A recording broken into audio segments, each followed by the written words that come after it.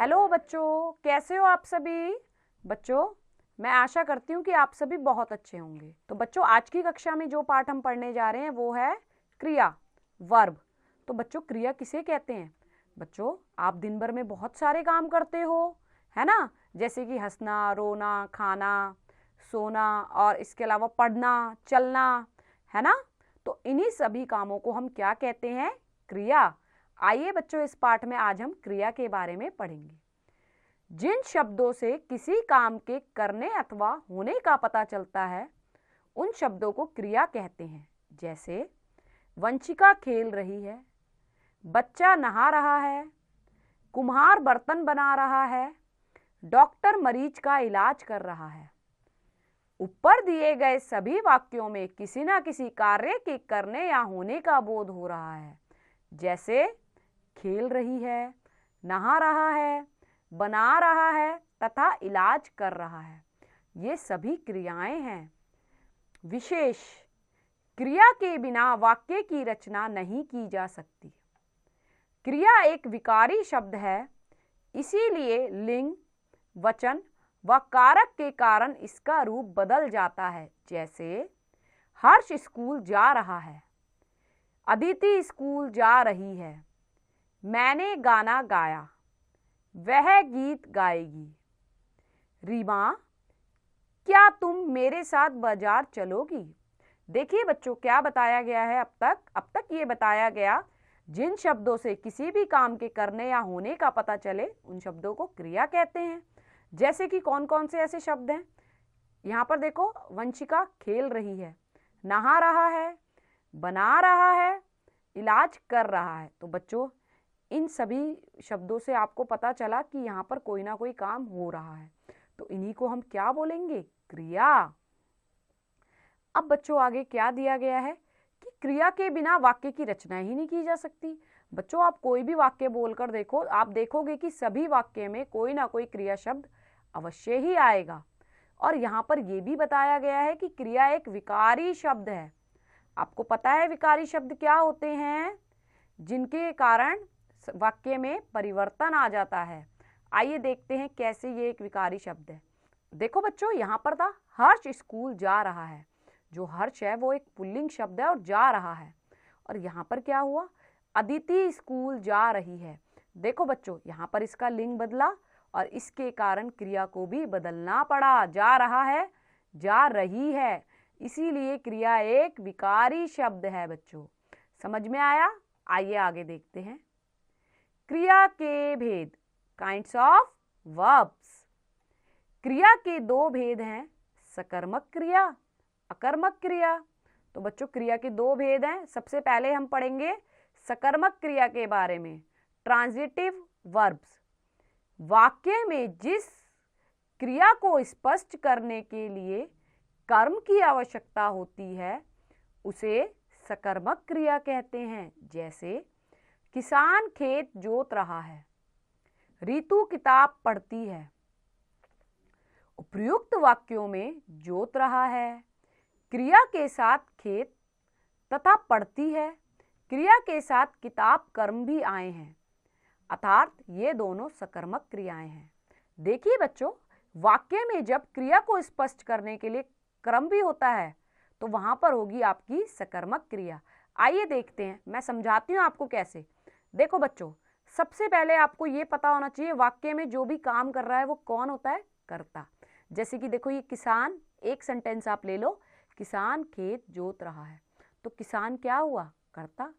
अब आप क्रिया देखो, इसके बाद आपको अपने आप पता चल जाएगा वाक्य में कर्म है या नहीं। अब देखो, जोत रहा है, जोतना एक क्या हो गई? क्रिया। अच्छा, अब किसान जोतने की क्रिया कर रहा है, इसका प्रभाव किस पे पड़ रहा है बच्चों? खेत पर। तो खेत क्या हुआ यहाँ पर? कर्म। तो इसीलिए बच्चों ये एक सकर्मक क्रिया है। सिंपल सी चीज है, आपको बस ये देखना है, अगर किसी वाक्य में कर्ता, क्रिया और कर्म तीनों ही हैं तो वो सकर्मक क्रिया होगी। आओ मैं एक एग्जाम्पल से आपको और बताती हूँ। देखो, रीतु, पहली बात तो जो भी काम करता है वो कर्ता होता है। यहाँ पे किताब पढ़ने का काम कर रही है रीतु, तो ये कौन हुई? कर्ता। क्रिया क्या हुई? पढ़ती है। अब क्या बच गया? किताब। तो ये क्या होगा? कर्म। तो बच्चों इसीलिए ये भी क्या हुई, सकर्मक क्रिया। आइए बच्चों आगे देखते हैं। अकर्मक क्रिया, इंट्रांजिटिव वर्ब। वाक्य में जिस क्रिया को स्पष्ट करने के लिए कर्म की आवश्यकता नहीं होती है उसे अकर्मक क्रिया कहते हैं। जैसे कुत्ता भौंकता है, चिड़िया उड़ रही है। उपयुक्त वाक्यों में भौंकता है तथा उड़ रही है क्रियाओं के साथ कर्म नहीं आया है, अर्थात ये दोनों अकर्मक क्रियाएं हैं। तो देखो बच्चों, सकर्मक में आपने देखा कि कर्म भी होता है। अब आप अकर्मक क्रिया देखो, ऐसी क्रियाएं जिन वाक्यों में कर्म नहीं पाया जाता उन्हें हम कहते हैं अकर्मक क्रिया। अब बच्चों मैं उदाहरण के द्वारा आपको समझाऊंगी। देखो इधर, कुत्ता भौंकता है। अब इसमें कुत्ता क्या हुआ, कर्ता, और भौंकता, भौंकना क्या हुआ, क्रिया। तो इसमें खाली कर्ता आया और क्रिया आई। इसमें यहाँ पर आपको कर्म दिखा, कोई भी कर्म नहीं था। तो इसीलिए इन्हें कहते हैं अकर्मक क्रिया, मतलब बिना कर्म की। ऐसे यहाँ पर देखो आप, चिड़िया उड़ रही है, चिड़िया कर्ता, उड़ रही है क्रिया। बस इसमें दो चीजें होती हैं, एक कर्ता और एक क्रिया। इसमें कर्म नहीं पाया जाता बच्चों, इसीलिए इन्हें अकर्मक क्रियाएं बोला जाता है। तो बच्चों आप सभी को समझ में आया होगा सकर्मक क्रिया और अकर्मक क्रिया। सकर्मक क्रिया वो जिसमें कर्म भी पाया जाता है और अकर्मक क्रिया वो जिसमें कर्म नहीं पाया जाता। आइए बच्चों आगे देखते हैं। विशेष, सकर्मक और अकर्मक क्रियाओं को पहचानने के लिए क्रिया से पहले क्या लगाकर प्रश्न करने पर यदि उत्तर मिलता है तो वह क्रिया सकर्मक होगी, और यदि उत्तर नहीं मिलता तो वह क्रिया अकर्मक क्रिया होगी। देखो बच्चों, अब यहाँ पे ये भी बता रखा है कि आप कैसे पहचानोगे कि क्रिया सकर्मक है या अकर्मक। वैसे तो अभी मैंने आपको बता दिया, लेकिन फिर भी यहाँ पे बता रखा है कि आप क्वेश्चन पूछ के भी पता लगा सकते हो क्रिया सकर्मक है या अकर्मक। आइए देखते हैं कैसे। देखो बच्चों, जैसे रोहित अंगूर खाता है, ठीक है बच्चों, तो यहाँ पर है क्या खाता है। अगर आपको इस क्या का जवाब मिल रहा है तो इसका मतलब क्रिया सकर्मक है। तो यहाँ पर पूछा क्या खाता है, तो आप बताओगे अंगूर, तो इसका मतलब क्रिया सकर्मक है। अब दूसरा एग्जाम्पल देखेंगे। अपूर्व लिखता है, प्रश्न है क्या लिखता है। अब यहाँ पर आपको क्या का जवाब मिला, नहीं मिला, तो इसीलिए ये क्रिया अकर्मक हुई।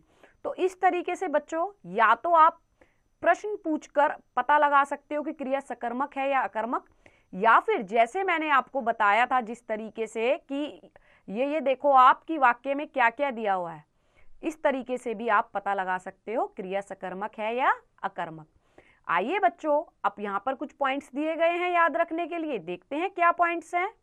याद रखिए, जिन शब्दों से किसी काम के करने अथवा होने का पता चलता है उन्हें क्रिया कहते हैं।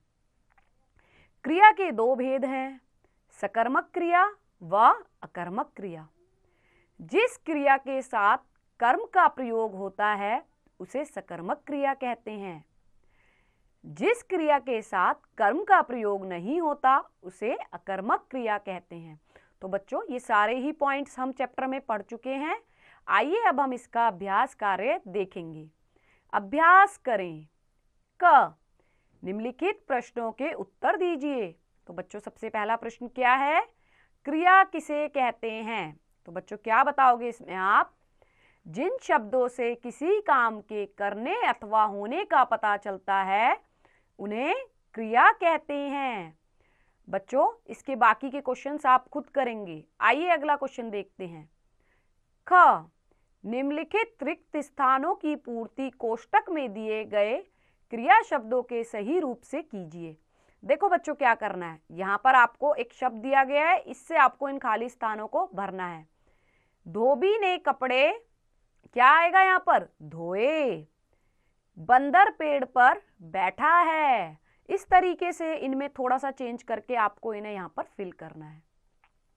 आइए बच्चों आगे देखते हैं। ग, निम्नलिखित वाक्यों में कौन सी क्रिया प्रयोग की गई है, लिखिए। अब बच्चों यहाँ पर आपको बताना है सकर्मक क्रिया है या अकर्मक। दर्जी कपड़ा काट रहा है। तो मैंने आपको दो तरीके बताए थे पता करने के। आप देखो ऐसे भी कर सकते हो, दर्जी क्या काट रहा है। अब यहाँ पर आपको क्या का जवाब मिल रहा है ना, कपड़ा, तो इसका मतलब ये सकर्मक क्रिया है बच्चों। अच्छा, एक तरीका और है पता लगाने का। देखो दर्जी क्या हुआ बच्चों, दर्जी हुआ आपका कर्ता, काट रहा है क्रिया। अब क्या बच गया यहाँ पे, ये जो बचा ये क्या है, कर्म, तो इसका मतलब ये सकर्मक क्रिया है बच्चों। ठीक है, आप दोनों में से जिस तरीके से चाहें वैसे पता लगा सकते हो। अगला है घ, नीचे दिए गए क्रिया शब्दों का वाक्य में प्रयोग कीजिए। तो बच्चों कुछ क्रिया शब्द दिए गए हैं, इनसे आपको वाक्य बनाने हैं। चलिए एक मैं बता देती हूँ, जागना। क्या बनाओगे इससे आप, मुझे सुबह जल्दी जागना अच्छा लगता है। ठीक है, इस तरीके से आप कोई भी वाक्य बना सकते हैं, बस वाक्य आपका सही होना चाहिए। अब बच्चों क्रियात्मक गतिविधि दी गई है आपके लिए, आइए देखते हैं क्रियात्मक क्या है वो ये गतिविधि। बच्चों सुबह स्कूल आने तक आप कौन कौन सी क्रियाओं को करते हैं, वाक्य बनाकर लिखिए।